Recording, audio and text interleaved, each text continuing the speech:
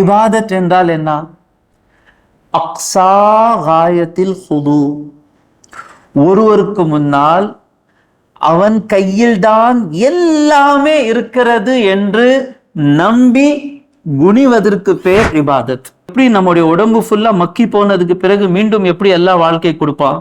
அடுத்த வசனத்தில் அல்லாஹ் தஆலா கூறுகின்றான், ஹுவல்லதி ஹலககும் மின் தீனின், அவன்தான். ஒரு மோமினுக்கு அவன் கணவனாக இருந்தால் தன் மீது செலவு செய்வதை விட மனைவிக்கு ட்ரெஸ் வாங்கி கொடுக்கறதுல நமக்கு இன்பம் இருக்கா இல்லையா?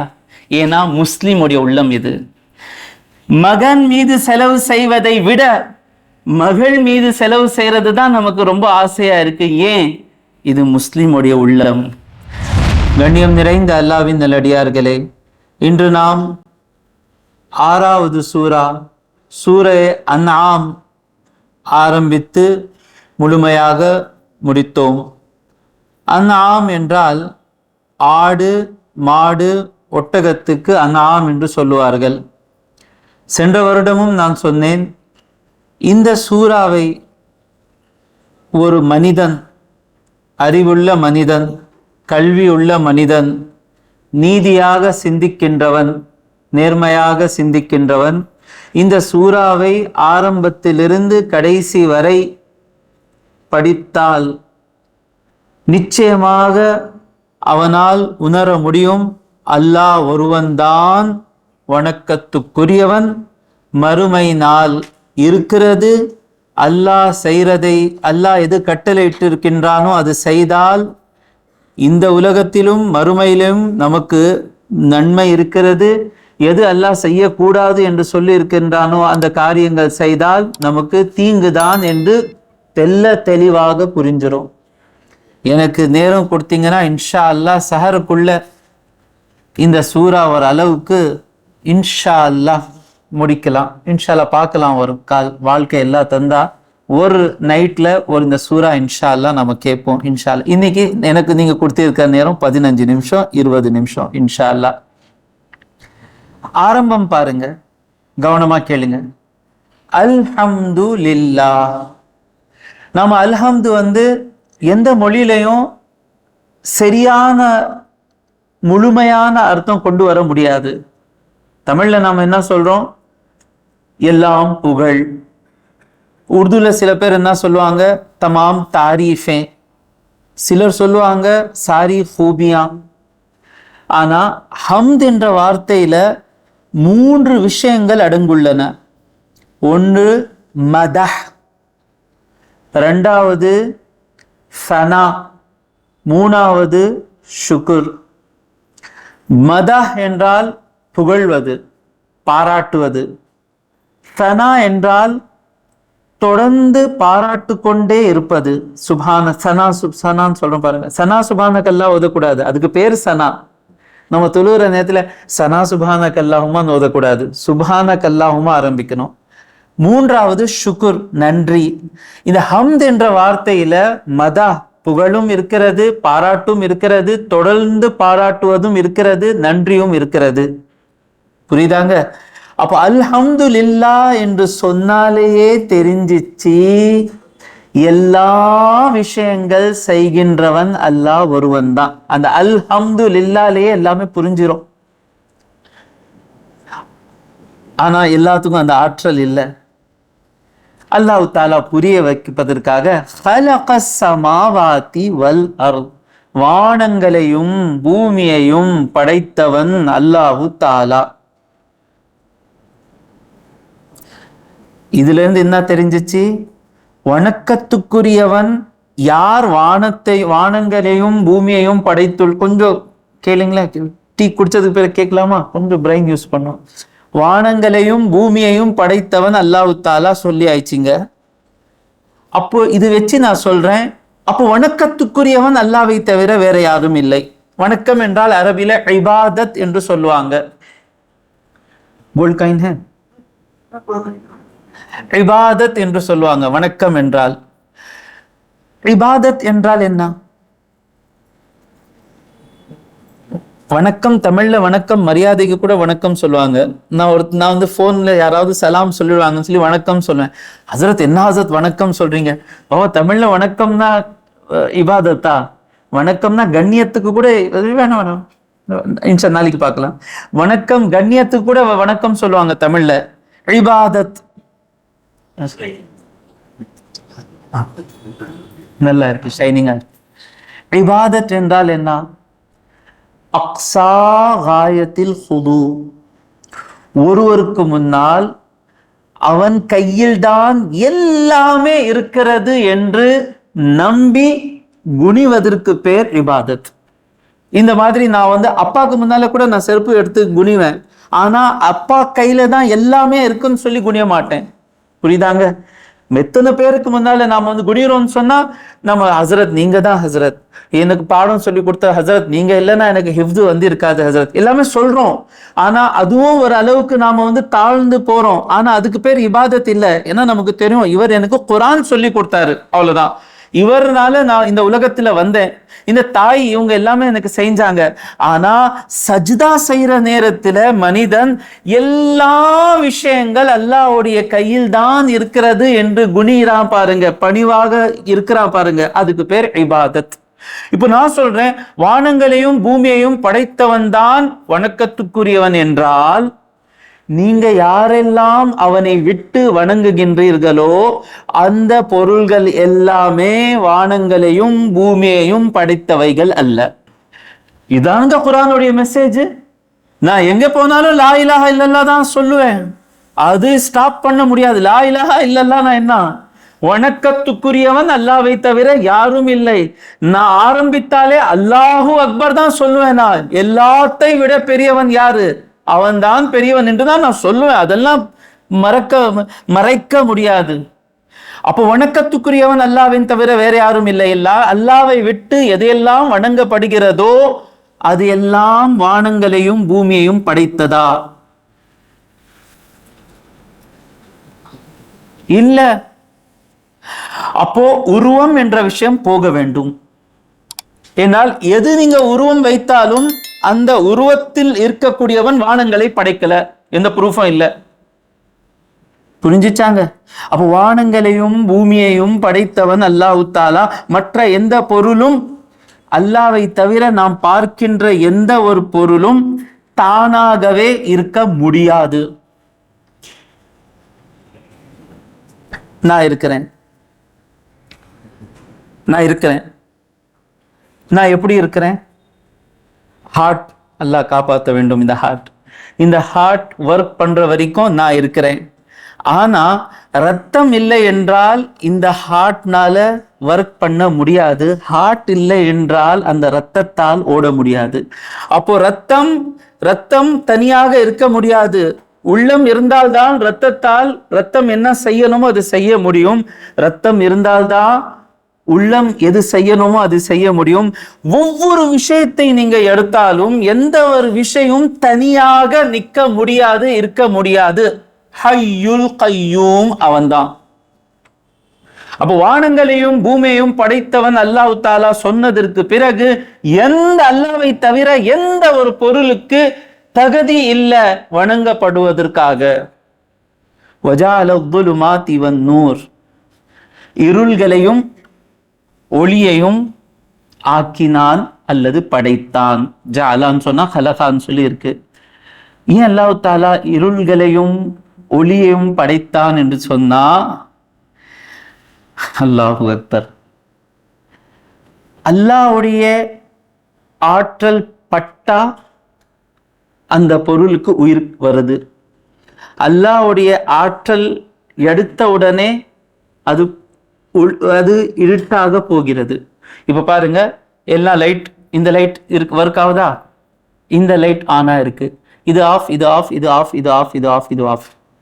எங்கெல்லாம் கரண்ட் இருக்கிறதோ அதெல்லாம் ஆனா இருக்கு, எங்கெல்லாம் கரண்ட் இல்லையோ அதெல்லாம் ஆஃபா இருக்கு. அப்போ ஆஃபா இருக்கிறதுக்காகவும் அல்லாஹ்வுடைய ஆற்றல் தேவை, ஆணா இருக்கிறதுக்காகவும் அல்லாஹ்வுடைய ஆற்றல் தேவை. சில விஷயங்கள் சில நேரத்தில் இருந்தாதான் நமக்கு நல்லது, அந்த விஷயங்கள் சில நேரத்தில் இல்லாமல் இருப்பது தான் நமக்கு நல்லது. சூரியன் காலையில மட்டும் இருந்தாதான் நமக்கு நல்லது, காலையில இல்லாம 24 ஹவர்ஸ் சூரியன் இருந்துச்சுன்னு சொன்னா நமக்கு நல்லது இல்லை. இப்போ நமக்கு சூரியனை கவனித்து பார்த்தால் இருட்டாக இருக்கிறது, அமெரிக்காவுக்கு இப்போ பார்த்தா அங்கே ஒளியாக இருக்கிறது. இந்த இருட்டையும் படைத்தவன் அல்லாஹ் தஆலா, இந்த ஒளியையும் படைத்தவன் அல்லாஹ் தஆலா.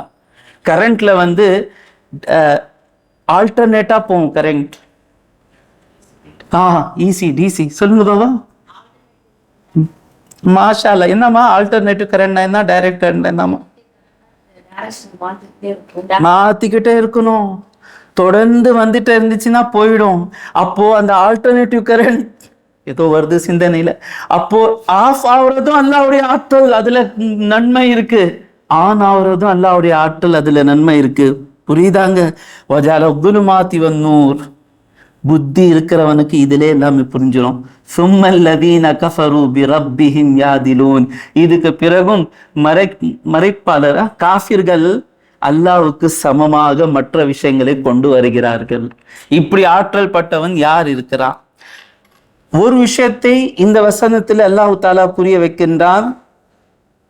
அல்லாஹ்தான் கடவுள். தௌஹீதை புரிய வைத்திருக்கிறான். தௌஹீத்னா என்னங்க? 30 வயசு கீழே இருக்கிறவங்க தௌஹீத் தௌஹீத் தௌஹீத் தௌஹீத் தௌஹீத் தௌஹீத் தௌஹீத். ஒருத்தர் அப்படிதான் எனக்கு சொன்னாரு, ஹஸரத் நீங்க வந்து ஷிர்க் சொல்லி கொடுக்காதீங்க, தௌஹீத் சொல்லி கொடுங்க. சரி பாவா நீ சொல்லுப்பா தௌஹீத்னா என்ன, அது நான் சொல்லி கொடுக்குறேன். மாஷா அல்லாஹ் மாஷா அல்லாஹ். लेकिन எக்ஸாக்டா சொல்லுங்க தௌஹீத்னா என்ன. அவர் பாதி கரெக்டா சொல்லிட்டாரு. தௌஹீத் என்றால்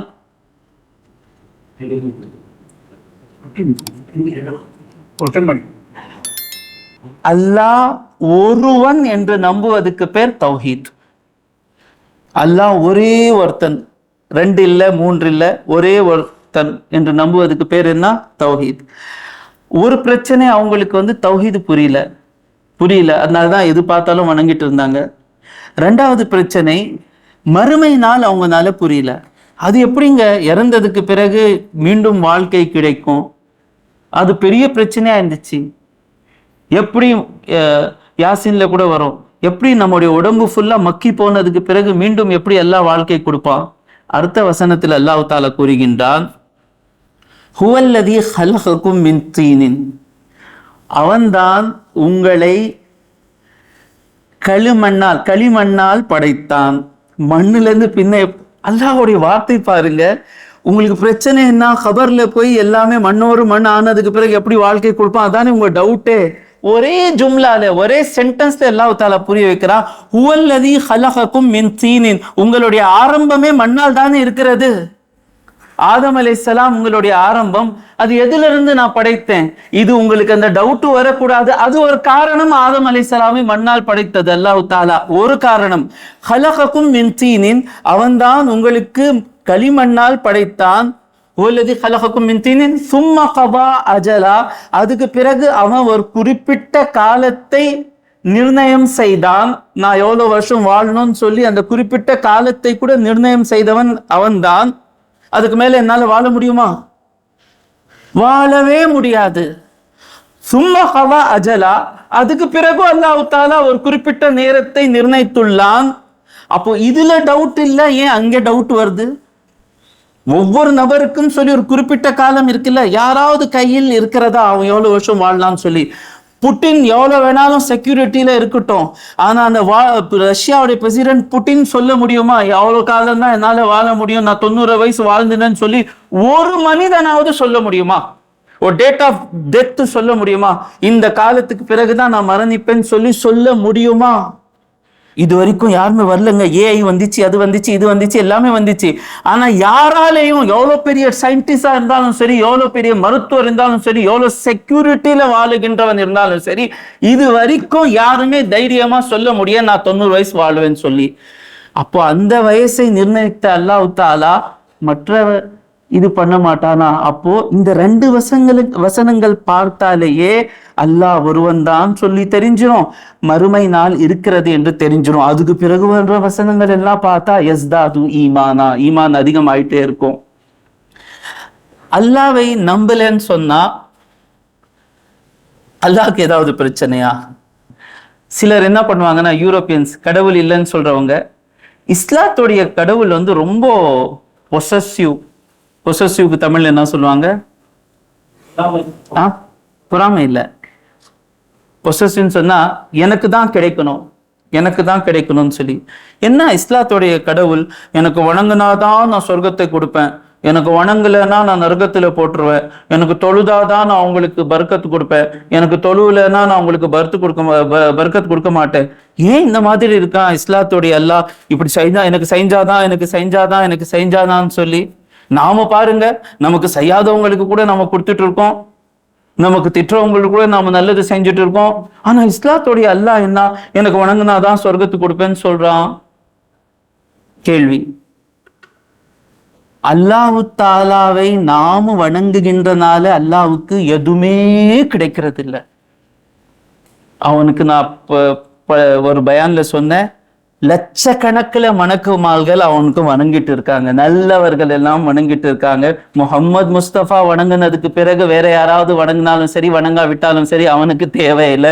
இப்ராஹிம் வணங்கினதுக்கு பிறகு, மூசா வணங்கினதுக்கு பிறகு அவருக்கு மற்றவங்களுடைய வணக்கங்கள் தேவையா? நாம் அல்லாவை வணங்குகின்ற காரணத்தால் அல்லாவுக்கு எதுவுமே நல்லது நடக்காது. நாம அல்லாவை வணங்குவதை விட்டால் இந்த உலகத்துல நமக்கு ஏமாற்றக்கூடியவர்கள் ஏமாற்றி நம்முடைய வாழ்க்கையை வீணாக்கி விடுவார்கள். அந்த ஏமாற்றக்கூடியவர்களிட்டேந்து எங்களை காப்பாற்றுவதற்காக அல்லாஹ் தாலா சொல்கின்றான், என்னை வணங்குங்கள்.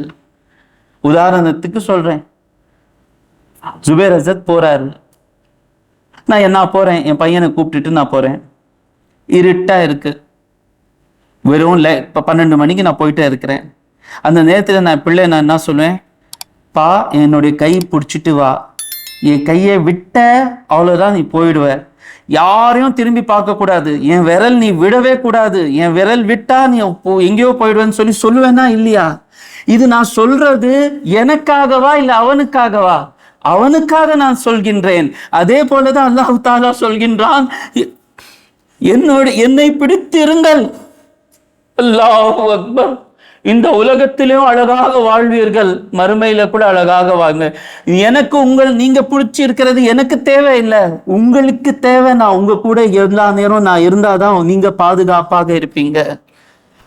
முஷ்ரிக்கீன்களுடைய உதாரணத்தை அல்லாஹ் தாலா சொல்கின்றான். நீங்க எந்த இன்ட்ரெஸ்டோட கேட்டா அல்லாஹ் தாலா என்னுடைய உள்ளத்தை விசாலமாக்குகின்றான், விஷயங்கள் வருகிறது. கொஞ்சம் பொறுமையுடன் கேட்டால் இந்த முஷ்ரிக்கீன்களுடைய உதாரணங்களை எல்லாம் அழகான சூறாங்க. முடிக்கிற நேரத்தில் ஹசரத் ஓதுனார்கள், வஜாலு லில்லாஹி மிம்மாத, அல்லாவை விட்ட உடனே என்ன ஒன்று சொன்னா, அல்லாவுடைய ஏஜென்ட்ஸ் சொல்லி சில பேர் நடுவில் வந்துடுவாங்க. அல்லாவை விட்டா, அல்லாவுடைய பாதையை விட்டா, ரசூலுல்லா சொன்னபடி வாழ்றதுக்கு விட்டா, அல்லாவுடைய ஏஜென்ட்ஸ் சொல்லி, கடவுளுடைய ஏஜென்ட்ஸ் சொல்லி சில பேர் வந்துருவாங்க. நடுவில் வந்து இருக்கிறது எல்லாமே பிடிங்கிட்டு போயிடுவாங்க. அப்படி இருந்தாங்க மக்காவாசிங்க. அல்லாவை விட்டு சிலைகளை வணங்குறதுக்கு ஆரம்பிச்ச உடனே என்ன ஆயிடுச்சு, அந்த சிலைகளை பாதுகாக்கின்றவர்கள் வந்துருவாங்க. ஏன்பா கடவுளை காப்பாற்றுவதற்காக நீ எதுக்கு வந்துட்டாங்களா? என்ன செஞ்சாங்க தெரியுமா? இப்போ கூட இருந்து நடந்துட்டு இருக்கு, போய் பார்த்தா உங்களுக்கு தெரியும். வஜாலு லில்லாஹி மிம்மா தரா மினல் ஹர்தி வல் அன்ஆமி நஸீபன். அவங்க என்ன பண்ணுவாங்கன்னா, அறுவடை செய்ததற்கு பிறகு ஆடு மாடு எல்லாமே நம்முடைய ப்ராப்பர்ட்டி இருக்குல்ல, அதுலேருந்து என்ன சொல்லுவாங்க, ஹாதா லில்லாஹி பிஸாமிஹிம். அவங்களே சொல்லுவாங்க இதெல்லாம் அல்லாஹ்வுக்காக. வஹாதா ஜகாத் எடுக்கிறோம்ல நாம, ஜகாத் எவ்வளோ அழகா இருக்கு, 2.5% வாங்குறான்ல, வாங்கி யாருக்கு தர்றான்? ஜிப்ரைலுக்கு தரானா? மீகாயிலுக்கு தரான்? சொர்க்கத்தை கட்டுறானா? அந்த ஜகாத்தை எடுத்து நம்முடைய ஏழைங்களுக்கு தந்துடுறான்ல, எதுவுமே அவன் வாங்குறது இல்லை. ஆனா இங்க பாருங்க, வஜாலு லில்லாஹி மிம்மா தரஹ மினல் ஹர்தி வல் அன்ஆமி நஸீபன். இதுல இருந்து ஒரு பங்கு அல்லாஹ்வுக்கு. ஃபகாலு ஹாதா லில்லாஹி பிஸாமிஹிம் வஹாதா லிஷ்ரகாயினா. இது நம்முடைய, நாம எதை நாம தேவங்களாக வைத்திருக்கிறோமோ அவங்களுக்கு. ஃபமா கான வஹதா லிஷுரகாயினா ஃபமா கான லிஷுரகாயிஹிம் ஃபலா யஸிலு இலல்லாஹ். எது அவங்களுடைய தேவங்களுக்காக இருக்கிறதோ அது அல்லாஹ்வுக்கு சேராது. வமா கான லில்லாஹி ஃபஹுவ யஸிலு இலா ஷுரகாயிஹிம். எது அல்லாஹ்வுக்காக இருக்கிறதோ அது இவங்களுக்காக போய் சேரும். அர்த்தம் என்னன்னு சொன்னா, ஒரு பொருள் எடுத்து அல்லாஹ்வுக்காக வச்சிருவாங்க. எது அல்லாஹ்வுக்காக வைத்தாங்களோ அது ஏழைங்களுக்கு தருவாங்க. அங்க கூட பாருங்க, அல்லாஹ்வுக்காக வைத்தது ஏழைங்களுக்கு தான் போகுது. எது அவங்களுடைய அந்த எதை இணை வைக்கின்றார்களோ அந்த பொருள்களுக்காகன்னு சொல்லி எடுத்து வச்சாங்களோ அது அதை காப்பாற்றக்கூடிய ஏஜென்ட்ஸுக்கு போகும். புரியுதா? இப்போ பங்கு போட்டுட்டாங்க, நல்ல பொருள் எல்லாமே ஏழைங்களுக்கு போயிடுச்சு. ஆடு மாடு சரியில்லாத ஒட்டகங்கள்லாம் இங்க வந்துச்சுன்னு சொன்னா இப்போ ரூலு, எது அல்லாஹ்வுக்கு சொல்லி எடுத்தோமோ அது இங்கே கொண்டு வந்துடலாம். ஆனா எது இங்கே எடுத்தோமோ அது அல்லாஹ்வுக்கு போகக்கூடாது. சாமா யாக்குமோன், எவ்வளவு மோசமான தீர்ப்பு இருக்கிறது. அப்படியே இந்த ஃப்ளோல படிச்சுட்டு வந்தா அல்ஹம்துலில்லாஹ் ஹஸரத் அழகா எடுத்தாரு. சாமா யாக்குமோன், எவ்வளவு மோசமான தீர்ப்பு இருக்கு. இன்னொரு விஷயம், இவங்க ஏஜென்ட்ஸ் என்ன பண்ணுவாங்கன்னா இவங்களை நம்பி வருவாங்க. நம்ம ஆளுங்க கூட இருக்காங்க, இப்போ பிரச்சனை வந்துச்சுன்னா துவா பண்ணுன்னு சொன்னா, நீங்க ஹசரத் கொஞ்சம் போலோ ஹசரத், யாராவது சொல்லுங்க ஹசரத், நல்லா நல்லா பண்றவன்ட்டு போய் போகணும் ஹசரத். போனா என்ன பண்ணுவான்? தேங்காய் கையில கொடுப்பான், தேங்காய் கொடுப்பான், பாட்டில் கொடுப்பான், அது கொடுப்பான், இது கொடுப்பான். அல்ஹம்துலில்லாஹ்ங்க, அல்ஹம்துலில்லாஹ், அல்ஹம்துலில்லாஹ். என் வாழ்க்கையில 5 நேரம் தொழுகைக்கு பிறகு எதெல்லாம் நான் அல்லாஹ் இடத்தில் கேட்டேனோ அல்ஹம்துலில்லாஹ், என்னுடைய அல்லாஹ் எனக்கு எல்லாமே கொடுத்து விட்டான். நம்பிக்கை வைத்து பாருங்க. அல்லாஹ்விடம் கேட்கணும், அல்லாஹ் எது மூலமாக நமக்கு தருகின்றானோ அது மூலமாக நாம் கேட்கலாம். ஜும்மாவுடைய தொழுகைக்கு பிறகு ஹுத்பாக்கு நடுவில் கேட்கலாம், நல்லவங்களுடைய துவா வாங்கலாம், தாயோடைய துவா வாங்கலாம், ஆலிம் சாபுடைய துவா வாங்கலாம், வலிமார்களுடைய துவா வாங்கலாம். இதெல்லாம் எது அல்லாஹ் ஆக்கி இருக்கிறானோ அது மூலமாக உதவி வாங்கலாமே தவிர புதுசா இவங்க கையில இது எல்லாமே அல்லாஹ் உருவாக்கி இருக்கான் பாருங்க. அதுல யாருமே உங்களுக்கு ஏமாத்த முடியாது. நீங்க குர்ஆன் சுன்னத்தை படி ஏதாவது ஒரு ஆலிம் ஏமாத்துறதை பார்த்திருக்கீங்களா? அவர் ஆலிமுடைய வேலை விட்டாதான் ஏமாத்த முடியுமே தவிர ஆலிம் இருக்கிற வரைக்கும் சான்ஸே இல்லை ஏமாத்துவதற்காக. அபு ஹனீஃபா ஏமாத்தவே முடியாது, ஏமாத்தவில்லை. இமாம் ஷாஃபி யாரையும் ஏமாத்த முடியாது, ஏமாத்தவில்லை. காசி போஸ்ட் ஆஃபர் பண்ணாங்க. பனு உமையாவுடைய காலத்திலும் பனு அப்பாஸோடைய காலத்திலும் இமாம் அபு ஹனீஃபா ரஹ்மத்துல்லாஹி அலைஹி அவர்களுக்கு சீஃப் காசி வெறும் தமிழ்நாடோட சீஃப் காசி இல்ல. சீஃப் காசின்னு சொன்னா Iraq, Iran, Saudi, Egypt, Syria எல்லா நாடுகளுடைய சீஃப் காசியோடைய போஸ்ட் கொடுத்தாங்க. யாருக்கு? இமாம் அபு ஹனீஃபா ரஹ்மத்துல்லாஹி அலைஹி. வேண்டாம்னு சொன்னாங்க. ஏன்னா இவங்க பண்ற தவறுகள் எல்லாமே இமாம் அபு ஹனீஃபாவே காசியா இருக்கிறாருன்னா இவங்க செய்யறதெல்லாம் சரி ஆயிடணும்னு சொல்லி தான் அவங்களுக்கு நியமிக்கிறதுக்கு பார்த்தாங்க. இமாம் அபு ஹனீஃபாக்கு தெரியும், ஆக மாட்டேன். ஜெயில போட்டான் பனு உமையா காலத்துல. அடிக்கிறதுக்கு, சாட்டையால் அடிக்கிறதுக்கு ஆரம்பிக்க போனாங்க. அந்த கவர்னருடைய கனவுல ரசூலுல்லாஹ் வந்தார் ஸல்லல்லாஹு அலைஹி வஸல்லம். சொன்னார், அபி ஹனீஃபா தஃபாலு ஹாதா, அபு ஹனீஃபா கூட நீ இப்படி பண்றியா? உடனடியாக ஜெயிலுக்கு அந்த கவர்னர் ஓடி அபு ஹனீஃபா மன்னிச்சிருங்க, எனக்கு நான் உங்களுக்கு விடுதலை செய்கிறேன், நீங்க ஊர்ல இருந்தீங்கன்னா என்னுடைய ஜாபு போயிடும், நீங்க மக்கா மதீனாக்கு போயிடுங்க. அதே போல பனு அப்பாஸ் வந்தாங்க. பனு அப்பாஸ் வரப்போ இமாம் அபு ஹனீஃபா, இமாம் மாலிக் எல்லாம் சப்போர்ட் பண்ணாங்க. இவங்க வந்தாங்கன்னா நல்ல ஆட்சி வந்துரும் சொல்லி.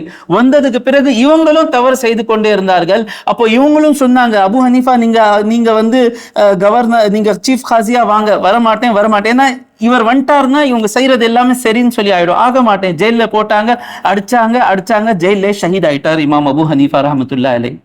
அப்போ ஒரு ஆலிமா இருந்துட்டு குர்ஆனும் சுன்னத்து பேசுகின்றவன் உங்களை ஏமாத்தவே முடியாது.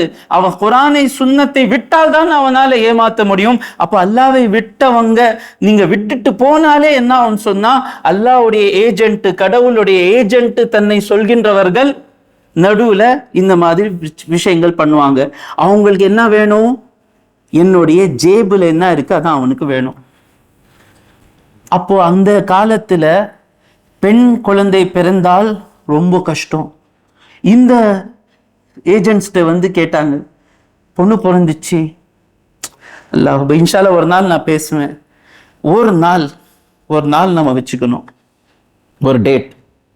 இன்ஷால்லா 12 ரபியுல் அவ்வல் வச்சுக்கலாம். இன்ஷால்லா ஒரு வருஷத்துல ஒரு நாள், அந்த நாள்ல எல்லா முஸ்லிம்கள் சேர்ந்து இந்த மகள் திருமணத்துக்கு செலவு செய்கின்ற ஒரு பழக்கத்தை எல்லாமே சேர்ந்து ஒரே நேரத்தில் விட்டுடணும். எல்லாமே சேர்ந்து விட்டுடணும். என்னுடைய ரசூலுல்லாஹ் ஸல்லல்லாஹு அலைஹி வஸல்லம் மகளுடைய திருமணத்தின் ₹1 கூட செலவு மகளுடைய தந்தையுடைய தோள் மீது வைக்கவே இல்லை. ஆனா அந்த காலத்துல பிரச்சனை இருந்துச்சு. கேட்டாங்க ஏஜென்ட்ஸ்ட, என்ன செய்யணும்? கொலை பண்ணி உயிரோட பொதிச்சிருங்க. இது போலி ஏஜென்ட்ஸ். அல்லாஹ்வுடைய தூதர் வந்தாரு ஸல்லல்லாஹு அலைஹி வஸல்லம். அல்லாஹ்வுடைய வேதத்தை கொண்டு வந்தார், அல்லாஹ்வுடைய வழியை கொண்டு வந்தார். சொன்னாரு, பெண் பிள்ளை பிறந்துச்சுன்னா பிரச்சனையா இருக்கா? இப்போ நான் காமிக்கிறேன் எப்படி உலகம் மாற போகுது. அல்ஹம்துலில்லாஹ். ஸல்லல்லாஹு அலைஹி வஸல்லம் அவர்கள் சொன்னாரு, யாருக்கு 2 மகள்கள் இருக்கிறார்களோ அவர்களை அவன் நல்ல முறையில் வளர்த்து அவரை நல்ல முறையில திருமணம் செய்து வைத்தால் நானும் அவனும் மறுமை நாளில் இந்த 2 விரல்கள் எப்படி சேர்ந்து இருக்கிறதோ அவ்வாறு நாம் இருப்போம். ஒரு சஹாபி கேட்டார், யா ரசூலல்லாஹ், எனக்கு ஒரே ஒரு மகள் தான் இருக்கிறது யா ரசூலல்லாஹ். ஸல்லல்லாஹு அலைஹி வஸல்லம், ஒரு மகளை நல்ல முறையில வளர்த்து நல்ல முறையில திருமணம் செய்து கொடுத்தால் நானும் அவரும் இவ்வாறு இருப்போம். அதுக்கு பிறகு அந்த பொண்ணு எங்க போவோம்? கணவனுடைய வீட்டுக்கு போகல. ஸல்லல்லாஹு அலைஹி வஸல்லம் சொல்றார், உங்களில் நல்லவர் யாரு தெரியுமா? யார் தன்னுடைய மனைவியுடன் நல்லவராக இருக்கிறானோ அவன்தான் நல்லவன். அப்ப அந்த வீட்லயும் சேஃப் ஆயிடுச்சா? அதுக்கு பிறகு பிள்ளைகளுக்கு ஸல்லல்லாஹு அலைஹி வஸல்லம் சொல்றாங்க, உங்களுடைய சொர்க்கம் உங்களுடைய தாயோடைய பாதக்கீழ் இருக்கிறது. கண்ணியம் எந்த அளவுக்கு வந்துச்சு தெரியுமா? அல்ஹம்துலில்லாஹ். பெண் குழந்தையுடைய செலவு என்ற விஷயமே போயிச்சு. அல்ஹம்துலில்லாஹ். இப்போ வரைக்கும் நமக்கு ஒரு மூமினுக்கு அவன் கணவனாக இருந்தால் தன் மீது செலவு செய்வதை விட மனைவிக்கு ட்ரெஸ் வாங்கி கொடுக்கறதுல நமக்கு இன்பம் இருக்கா இல்லையா? ஏன்னா முஸ்லிமுடைய உள்ளம் இது. மகன் மீது செலவு செய்வதை விட மகள் மீது செலவு செய்யறது தான் நமக்கு ரொம்ப ஆசையா இருக்கு. ஏன்? இது முஸ்லிமுடைய உள்ளம். சகோதரிக்கு தனியாக பிரச்சனையில விடுறதுக்கு மூச்சு போனா கூட நான் என்னுடைய சகோதரிகளை நான் விட மாட்டேன் என்று நினைக்கிறோம் இல்ல? ஏனென்றால் இது முஸ்லிமுடைய உள்ளம். எதுவும் இந்த இந்திய நாட்டு கலாச்சாரம், இந்த வரதட்சணையுடைய முசீபத் நம்ம தலையில வச்சுக்கிட்டு இருக்கோம். இந்த முசீபத்தை இன்ஷா அல்லாஹ் இதுதான் எனக்கு வழி தெரியுது, ஒரு நாள் நம்ம வச்சுக்கணும். இந்த நாளுக்கு பிறகு பெண் குழந்தை நிக்காஹுடைய அந்த உணவும் தேவையில்லை, அந்த ஹாலும் தேவையில்லை. நிக்கா மஜ்லிஸ் எத்தனை பேர் யார் தெரியுமா வரணும்? நிக்கா நடக்கிற நேரத்துல 100 பேர் இருக்காங்க பாருங்க. 1 மணிக்கு வருவாங்க சில பேர் சாப்பிடுறதுக்கு. வீட்டுல சாப்பிட்டுக்குப்பா. நிக்கா பாக்குறதுக்கு யாருக்கு ஆசை இருக்கோ அவங்க மட்டும் வந்தா போதும். அவங்க எத்தனை பேர் வருவாங்க? 50. அப்பா ரொம்ப குறைஞ்சிச்சு இல்ல? 1 மணிக்கு மூச்சு வாங்க முடியாது, கால் வைக்க முடியாது. அதே 11 மணிக்கு ஹசரத் வர்ற நேரத்துல ஹசரத் தனியா உட்காந்துட்டு இருப்பா ஃபேனு கீழே. புரியுதா? அப்போ அத்தனை பேரை கூப்பிட்டா போதும். கூப்பிட்டதுக்கு பிறகு நான் கூப்பிட்டவங்க அவங்களுக்கு நான் சாப்பாடு போட்டுக்கிறேன், நீங்க கூப்பிட்டவங்களுக்கு நீங்க சாப்பாடு போட்டுக்குங்க, ஃபினிஷ். அப்ப யாராவது இங்க திருமணம் ஹால் வைக்கிறவங்க மேல கோபமாயிடுவாங்க. என்னப்பா நம்ம ஹால் எல்லாம் அப்படியே வலிமாக்காக யூஸ் பண்ணிக்கிறோம், கவலைப்படாதீங்க. வலிமா இருக்குல்ல, நான் யாருடைய பிசினஸும் வீணாக்க மாட்டேன், வலிமா யூஸ் பண்ணிக்கலாம். அப்போ பெரிய விஷயங்கள் வந்துச்சு. அல்லாவை விட்டு நாம மற்ற விஷயத்தை கடவுள் என்று பார்த்தால் நிச்சயமாக அங்கே ஒரு ஏஜென்ட் வருவான். அந்த ஏஜென்ட் ரசூலுல்லாவை போல இருக்க மாட்டான். அவன் தன்னை பற்றி தான் யோசிப்பான். ஆனா என்னுடைய ரசூலுல்லா எப்படி வாழ்ந்தார்கள்? அல்லாஹு அக்பர். ஆயிஷா நாயகி சொல்றாங்க, 3 நாட்கள் போயிடும், சாப்பிடுறதுக்கு வீட்டுல எதுவுமே இருக்காது, எதுவுமே எடுக்கல எங்கள்கிட்ட. இந்த உலகத்தை விட்டு மறுமையுடைய வாழ்க்கைக்கு செல்கின்ற நேரத்துல கூட எனக்கு பிறகு அலிதான் ஹலீஃபா வரணும்னு சொல்லல, எனக்கு பிறகு என்னுடைய சித்தப்பா அப்பாஸ் தான் ஹலீஃபா வரணும்னு சொல்லல. எனக்கு பிறகு யார் வரணும்? அத்கா, அதிகமாக இரையச்சவன் உள்ளவன் தான் வரணும். அபூபக்கர் சித்தீக் ரலியல்லாஹு தஆலா அவருக்கும் சொல்லல அபூபக்கர் தான் வரணும்னு சொல்லி. அல்லாஹு அக்பர். அது சொல்லியிருக்கலாம்ல. அப்ப என்ன சொல்லியிருப்பாங்க? நண்பரை உட்கார வச்சுட்டாங்கன்னு சொல்லுவாங்கல்ல, அதுவும் தெளிவா சொல்லல அபூபக்கர் தான் வரணும்னு சொல்லி. அப்போ அல்லாஹ்வை வணங்கினால் நமக்கும் அல்லாஹுக்கும் மத்தியில எங்கள்கிட்டேந்து எதுவுமே வாங்காத தூதர்கள் இருப்பாங்க.